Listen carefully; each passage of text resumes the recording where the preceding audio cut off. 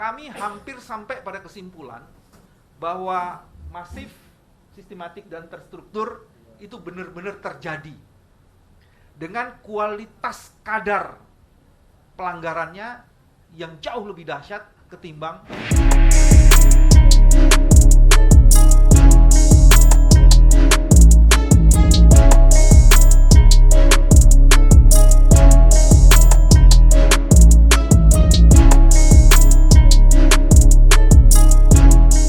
Allah. Apa yang dilakukan oleh Amin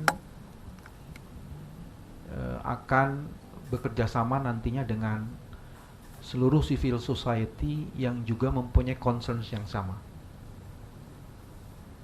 Ada kawal pemilu, ada jaga suara rakyat, ada kecurangan pemilu.com. Dari 5-6 organisasi ini insya Allah nanti kita akan coba melakukan konsolidasi untuk bersama-sama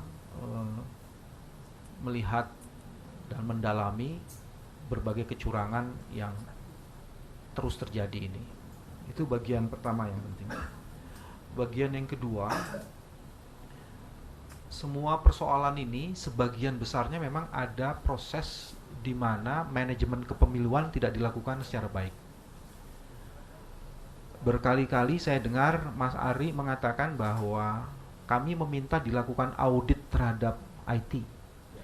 Ada 2 surat sudah dikirimkan ke KPU, dan terakhir ada surat ke Bawaslu untuk meminta KPU menindaklanjuti atau melakukan audit terhadap, tapi itu tidak dilakukan.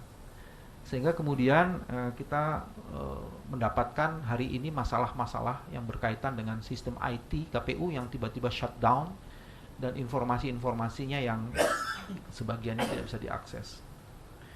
Yang ketiga, kalau kemudian semua bentuk kecurangan itu dikategorisasi, sebenarnya ada 3.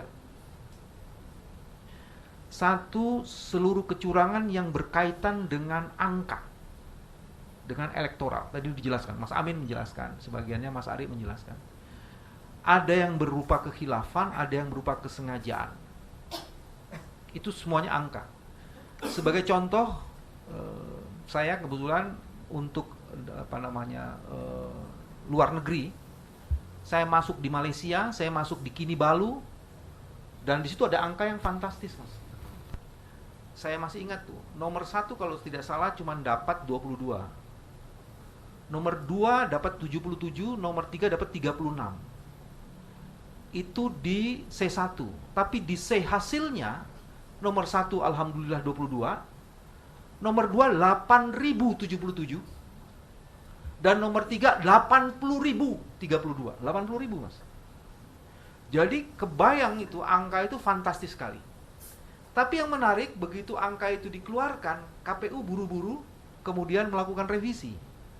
Nah, lagi-lagi sebenarnya bisa jadi kecurangan itu tersebar, berserak, dan luar biasa. Jadi angkanya tuh nggak main-main. Kalau tadi yang diceritakan tuh baru 100, 200, 500. Ini ada yang ribuan dan puluhan ribu, nggak masuk akal. Ketidakwarasan itu terjadi dalam angka. Yang kedua sebenarnya yang menarik adalah angka yang kemudian masuk itu sebenarnya tidak bisa memuat kecurangan-kecurangan sebelumnya. Kalau money politik itu juga terjadi nih. Yang berserakan tuh money politik itu yang tercermin menjadi angka. Angka itu yang sebagiannya ditulis tidak benar. Jadi money politiknya itu juga dahsyat luar biasa. Angkanya sebagian juga ada, bukan hanya KPU, ada yang dicoblos-coblosin langsung. Nah, itu juga ada soal. Nah, yang ketiga yang tadi Mas Ari sebagian besar mengatakan, itu adalah soal lembaga penyelenggaranya. Lembaga penyelenggaranya ada KPPS yang mengarahkan, atau petugas TPS yang mengarahkan lansia, ada yang tidak memberi ruang pada saksi. Itu hampir sebagian besar informasinya adalah berkaitan dengan independensi, integrity dari orang yang disebut dengan KPPS. Itu bagian yang jadi kecurangannya itu seperti itu. Nah, kalau kemudian ini diletakkan kepada cita-cita Amin, semuanya itu mendorong pada satu kesimpulan, kuantitas itu tidak berbasis pada kualitas penyelenggaraan pemilu. Sehingga klaim kemenangan itu menjadi tidak valid karena kuantitas yang dirumuskan itu tidak berbasis pada kualitas penyelenggaraan pemilu yang diatur oleh undang-undang itu. Yang lebih menyedihkan lagi sebenarnya, legalitas yang dihasilkan itu sama sekali tidak mempunyai dasar legitimasi. Mas SS, Mas Sudirman tadi mengatakan seperti itu. Kalau kecurangan terjadi, integritas tidak terjadi, fairness tidak terjadi, bagaimana legitimasi bisa dibangun atas legalitas kuantiti yang tadi dikemukakan? Kami hampir sampai pada kesimpulan bahwa masif, sistematik, dan terstruktur itu benar-benar terjadi dengan kualitas kadar pelanggarannya yang jauh lebih dahsyat ketimbang tahun-tahun sebelumnya.